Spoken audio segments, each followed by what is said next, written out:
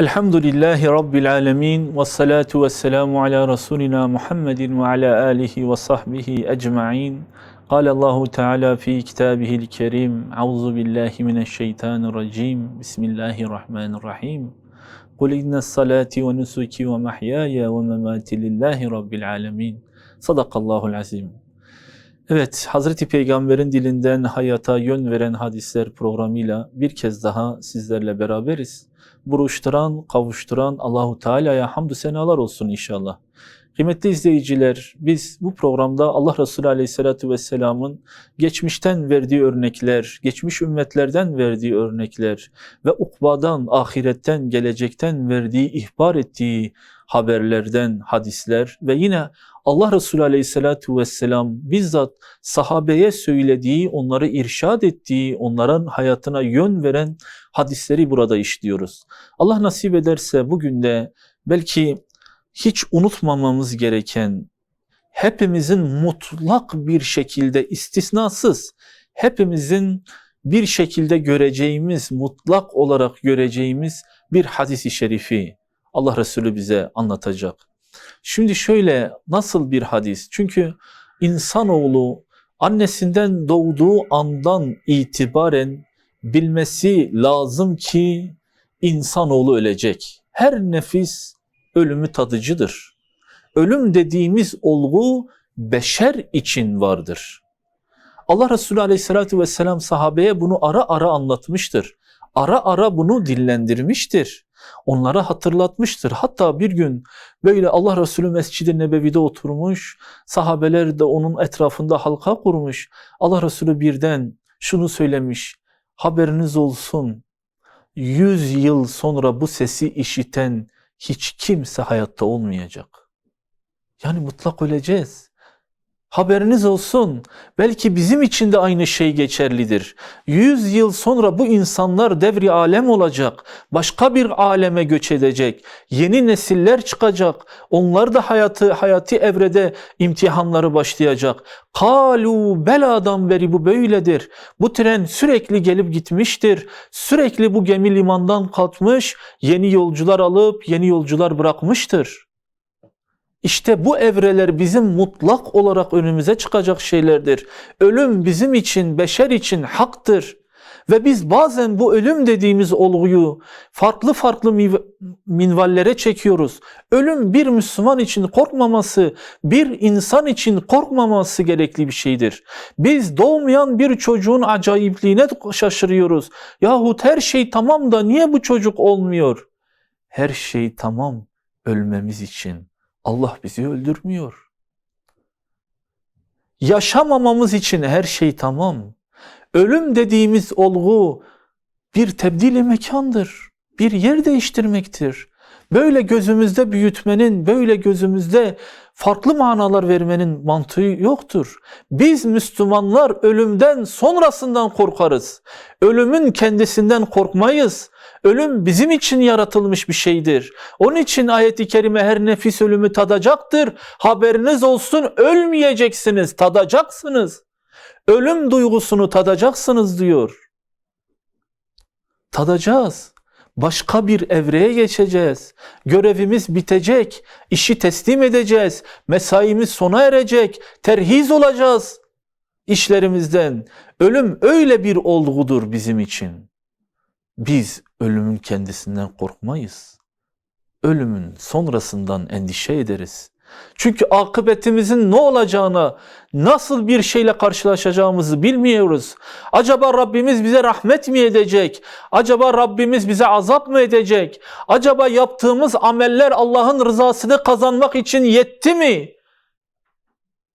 Acaba işlediğimiz günahlar Allah'ın azabını celb olması için, müstahak olması için yetecek mi? Böyle bir endişe içindeyiz. Onun için ölümden korkulmaz. Ölümün sonrasından korkulur. Biz insanlık 4 evrede yeryüzüne gönderildik.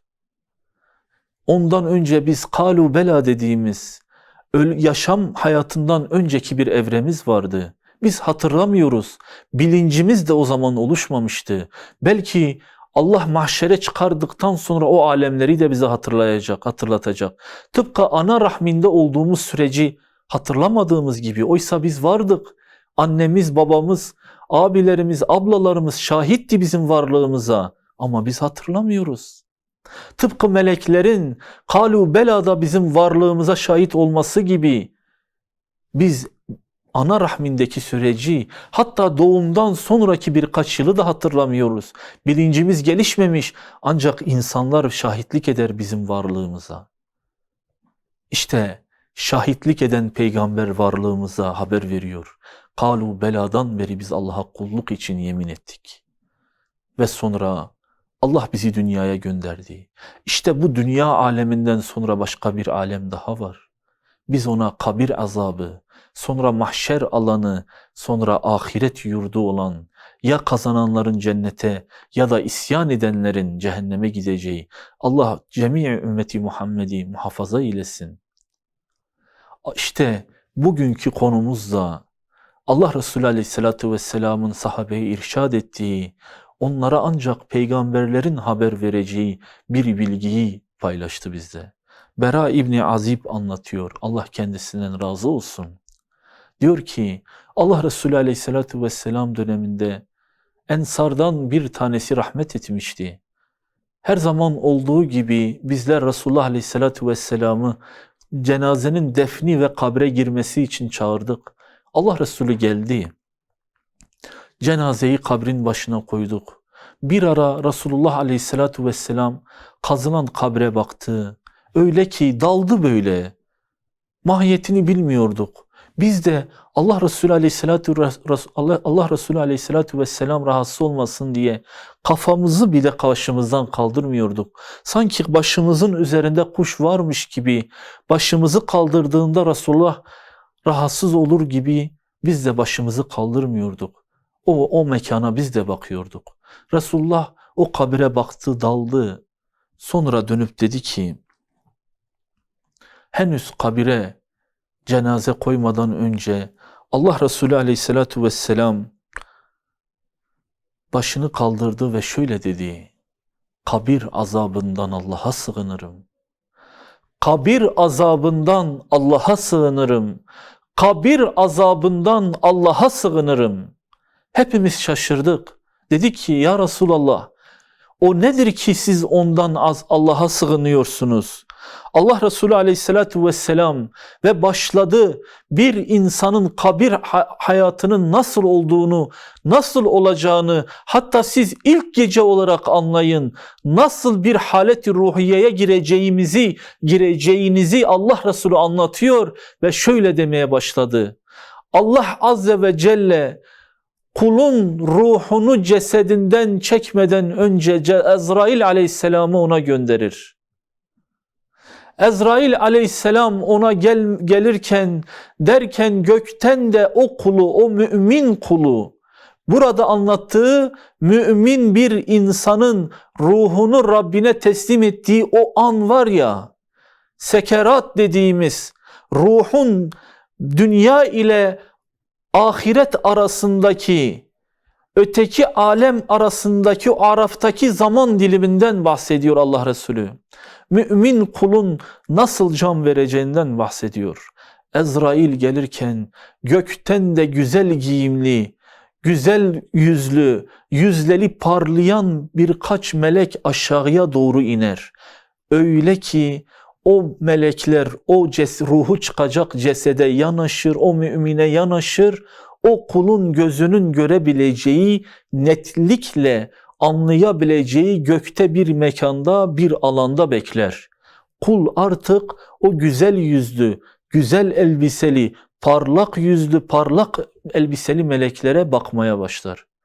O sırada derken Azrail Aleyhisselam gelir ve ona der ki, ey Allah'ın razı olduğu, ey mutmain nefis, ey hamd eden nefis, ey şükreden nefis, şimdi senin Rabbine çıkma zamanındır, Rabbine ulaşma zamanındır. Sen imtihanını geçtin inşallah, Rabbin seni beklemektedir diye ona iltifat ede onun ruhunu alır. Öyle ki hadis-i şerifte Allah Resulü Aleyhisselatü Vesselam der ki, bir ibrikten suyun boşalması gibi o adamın ruhu cesedinden çıkarır. Oysa ruhun cesetten çıkması dehşet vericidir. Öyle kolay bir mevzu değildir. Hadisin devamında azap çekecek kafir ruhlu veya şaki ruhlu bir adamın nasıl ruhunun çıktığını anlatıyor. Aslında ölüm acısı herkes için aynıdır. Hatta şehitler dışında kimse ölüm acısını tatmaz diye, sadece şehitler ölüm acısını tatmaz diye bir hadisimiz var. Ancak Allah Teala o razı olduğu kullarına, tabiri caizse ameliyata giren bir insanın anestezi görmesi gibi, uyuşması gibi o tatlı güzel sözler veya o melekleri müşahede etmesi onların ruhunun güzel bir şekilde alınmasına vesile olur. Ruh böyle bedenden çıkar ve hemen o melekler, o gökte asılı duran melekler gelir, ona güzel elbiseler, çok hoş elbiseler, beyaz elbiselerle onu sararlar, bürürler ve hatta ona çok güzel kokular sererler. Öyle ki o koku o meleklerin ve oradaki meleklerin cazibesini çeker ve alırlar o meleği, göğe doğru yükseltmeye başlar. Allah Resulü öyle söylüyor. Alırlar o göğe doğru. Birinci kat semaya gelince birinci kat semanın melekleri işi biter. İkinci kat meleklere o ruhu teslim ederken, siz biliyor musunuz bu kul kimdir? Şu kul var ya, dünyada namaz kılardı, dünyada oruç tutardı, İ'la-i kelimetullah için gayret ederdi, Allah'ın razı olduğu hamd ederdi, şükrederdi. Bu kulun adı falandır, babasının adı falandır, onun babasının adı falandır diye methede ikinci kat semaya teslim ederdi. Sonra o ikinci kat sema ki melekler alırdı o ruhu. Ne güzel, ey mutmain olunmuş ruh, ey Allah'ın razı olduğu ruh der ve onu methede onu öve ikinci kat sema üçüncü kata, üçüncü kat sema dördüncü kata, ta ki Allahu Teala'nın katına yaklaşıncaya kadar onu yükseltirdi. Allahu Teala hoş geldin güzel ruh der. Ben sana illiyin cennetlerini hazırladım. Ben sana rızamı hazırladım. Sen hoşnut olacağın bir mekan hazırladım. Ancak şimdi sen yerine dön. Ben kim neden yaratılmışsa ona döndürürüm. Her şey aslına rücu eder. Her sen topraktan yaratıldın. Tekrar toprağa dön der. Ve melekler onu aşağıya doğru tekrar indirir. Kabrin içine geldiğinde Allahu Teala onlara seslenir. Bu adamın kabrini genişletin. Öyle bir hal alsın ki ruhu güzelleşsin, kabri güzelleşsin. Ve derken melekler ona kabir sorgusunu sorması için aşağı iner. Gelirler, sorarlar ona. Hele gel, sen kimsin, kimlerdensin? Hem senin Rabbin kimdir? Hele bize bir anlat bakayım. O da dönüp diyecek ki Rabbim Allah'tır. O Rabbul Alemin'dir. Yerin göğün sahibi olan Allah, işte o benim Rabbimdir. Ben de onun kuluyum. Yeryüzünde ona itaat ettim, ona kulluk ettim, ona ibadet ettim. Peki dinin nedir? Benim dinim İslam'dır. O Adem'den beri bütün peygamberlerin birbirlerine miras olarak bıraktığı Allah'ın dini olan İslam'dır. Senin peygamberin kimdir sorusuna benim peygamberim Hazreti Muhammed Aleyhisselatu Vesselam'dır. O rahmeten lil alemin olarak gönderilmiş. Ben de onun ümmetiyim diyecektir.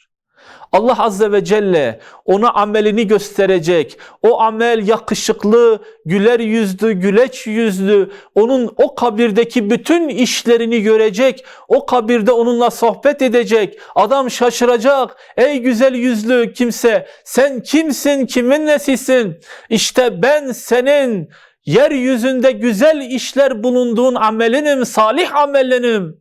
Sen beni ahirete gönderdin, güzelleştirdin. İşte burada ben ahirette olduğun sürece senin kurtuluş vizenim. ben senin güzel amellenirim diyecek. Allah Azze ve Celle meleklere emir buyuracak. Diyecek ki kabrini genişletin, aydınlatın, parlatın, nurlansın kabri. Sonra cennetten bir kapı açın, cenneti müşahede etsin. Cennet nimetlerinin küçük bir versiyonunu o kabirde görsün. O cennet bahçeleri içinde hayatına devam etsin. Adam diyecek ki ya Rabbi hemen mahşeri kur. Ya Rabbi hemen kıyameti kopar. Hemen mahşeri kur ve hemen beni razı olduğun cennetine al. Allah Azze ve Celle yakın bir zamanda inşallah sen cennetin mukimlerinden olacaksın diyecek. Sonra Resulullah Aleyhisselatü Vesselam diyecek ki bir de dünyada hayırlı işler işlememiş, Allah'a isyan etmiş, kötü kulların ruhunun teslim olmasını anlatacak. Allah diyecek ki Ezrail o ruhun yanına gelir gelmez gökten melekler aşağı inecek, kara yüzlü, hiç gülümsemeyen, somurtan, insanların baktığında içine korku salacak, öyle bir yere gelecek ki göz daha dünyadayken onları görecek, onları müşahede edecek, korku içinde dehşete düşecek.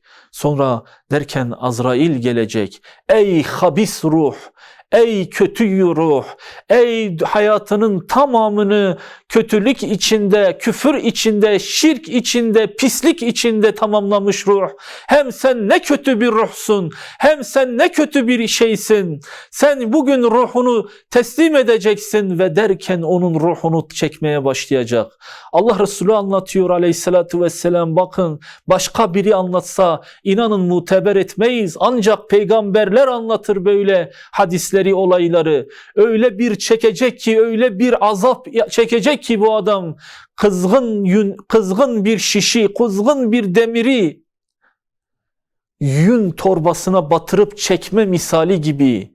Nasıl ki o yünün bütünlüğü dağılacak, büsbütün o kızgın şişe yapışacak ya. İşte aynen böyle bir tabir, böyle bir metaforla anlatıyor Allah Resulü. Anlamamız lazım Allah'ında. Kavrayabilmemiz lazım. Hem nasıl anlatsın ki o acıyı? Kolumuzun bir yanında birkaç hücrenin ölümüyle biz acı çekiyoruz. Bir de bu milyarlarca hücrenin ölümüyle ne kadar acı çekeceğiz? Başka hadisler var. Ruhunuzu daraltmak istemiyorum. Ölüm anında o bedbaht ruhun çektiği şeyler, ruh bedenden çıkar. Hemen o kara yüzlü melekler gelir ve onu göğe doğru çeker. Her gök kapısına gittiğinde o gök melekleri diyecek ki Allah seni bilmem ne yapsın, ne kötü bir ruhsun, ne kötü bir ruhmuşsun, sen neden Allah'a isyan ettin? Allah'ın nimetleri, Allah'ın rahmeti yeryüzünü kuşatmışken sen bu kadar kötü olmayı nasıl becerdin? Ne kadar kötü kokuyorsun, ne kadar nahoş bir yüzün var. Ve birinci kat semaya geldiğinde oradaki melekler huzursuz olacak. Ya bu kimdir gelen? Bu ne kötü bir kokudur. Tahkir edilecek, küçümsenecek, azarlanacak. Bu falan oğlu falandır bu adam. Bu şahsın ismi budur. Bu şahsın babasının ismi budur. Ne kötü bir adamdır bu. Birinci kat sema, ikinci kat sema meleklerine teslim edecek. Böyle üçüncü kat, dördüncü kat yerilecek, tahkir edilecek, azarlanacak. Ta ki Rabbinin huzuruna gelinceye kadar. Allah diyecek ki ey bedbaht kul, sen yeryüzünde bana isyan noktasındaki bütün kapıları zorladın. Rahmetimin seni kuşatmaması için isyan bayraklarının tamamını çektin. Kovulmuş bir şekilde, yerilmiş bir şekilde ben sana siccim cehennemini hazırladım. İndirin onu o cehennem kuyularından bir kuyuya. Asıl olan olduğun yere in diyecek. Kabre inecek. Kabre denecek ki onu büsbütün sar, kuşat. Allah Resulü diyor ki öyle ki bir insanın canlıyken kaburga kemiklerinin birbirine geçmesi gibi o kabir, o bedenin, o cesedin, o ruhun kaburga kemiklerini birbirine saracak, onu mengeneye koyacak. Derken yanında kötü yüzlü, kötü kokulu, nahoş sözlü, onu azarlayan, ona kızan, onu yeren bir adam belirleyecek. Hem sen kimsin diyecek. Bu diyecek ki ben senin kötü amelinim. Sen beni güzelleştirmedin. Sen beni gönderdin, işte burada yetiştirdiğin, buraya gönderdiğin kötü amelin bir versiyonuyum ben. Artık ben seninleyim. Sen azarlanmaya, yerilmeye, hakir görülmeye müstahak bir ruhsun derken onu sorgulamak için sorguda melekler gelecek. Senin Rabbin kimdir diyecek. Afallayacak, eveleyecek, kemküm edecek, azarlanacak. Her veremediği cevapta azap görecek. Sonra diyecek, bilemeyecek, Allah diyemeyecek. Belki hatırlanmayacak, hatırlatılmayacak ona. Senin peygamberin kimdir diyecek, söyleyemeyecek, isimleri geveleyecek. Hem söylememişti ki o peygamberi. Dinin kim, dinin hangi dindir diyecek, soracaklar. O da cevap veremeyecek, dillendiremeyecek. Öyle bir manzaradan bahsediyor. Sonra Allah Azze ve Celle onu cehennem kuyularından bir kuyuya gönderin. Açın cehennem kapılarını ona. O cehennem alevleri o kapıdan içeri, o kabri yüzünü yalasın. Sonra o cehennemin kötü kokuları onu büsbütün kuşatsın. Ya Rabbi diyecek, gönderseydin beni tekrar dünyaya. Ve nedamet içinde, pişmanlık içinde Allah'a yalvarmaya başlayacak. Kabir azabından Allah'a sığınıyoruz. Ne dehşet verici bir an, ne dehşet verici bir mekandır. Her halimize Allah'a şükrediyoruz. Allah'ın rahmetini kuşattığı bir zamandayız. Daha bize verilen günlerin sayısı tükenmemiş. Allah indinde daha sonumuz gelmemiş dünya hayatımızın. Fırsatlarımız vardır. Manzarayı ben haber vermiyorum. Resulullah Aleyhisselatü Vesselam haber veriyor. O muhbir-i sadık haber veriyor. Hani ben anlatınca belki bir şeyler tepreşmez. Ama sahabe diyor ki Resulullah anlatınca vallahi bizler elimizi uzatsak sanki cehennem ateşi elimizi yakacak. Bazen de öyle güzel müminlerin cennetlik halinden bahsederken elimizi uzatsak sanki cennet meyvelerini yiyormuşuz gibi bir eda oluşuyordu. Allah aşkına peygamber haber veriyor. Kabir azabının dehşetinden, mahşerin dehşetinden, kıyametin dehşetinden, cehennemin dehşetinden haber veriyor ve ne olursunuz yapmayın diyor, etmeyin diyor. Saçaklarımıza yapışıyor. Cennetin güzelliğinden bahsediyor. Cennet nimetlerinden bahsediyor. Rızaullah'tan bahsediyor. Salihlerle beraber olmaktan bahsediyor. Sahabenin bir tanesi Allah Resulü Aleyhisselatü Vesselam'da cennette bile seninle olmayı arzu ediyorum diyordu. Cennet bana kimsesiz kalır sensiz diyordu. İşte salihler, peygamberler vardır orada. Allah-u Teala bizi onlara dost eylesin. Şakilerden ve şaki işler yapacak eylemlerden bizi muhafaza eylesin. Allah-u Teala bizim ruhumuzu da mümin olarak, bütün ümmeti Muhammed'in ruhunu da mümin olarak kabz etmeyi nasip eylesin. Ve kabirde de, mahşerde de, ahirette de Allah'ın rızasına razı olduğu kullardan eylesin. Hepinizi Allah'a emanet ediyorum. Esselamu Aleyküm ve Rahmetullahi ve Berekatuhu.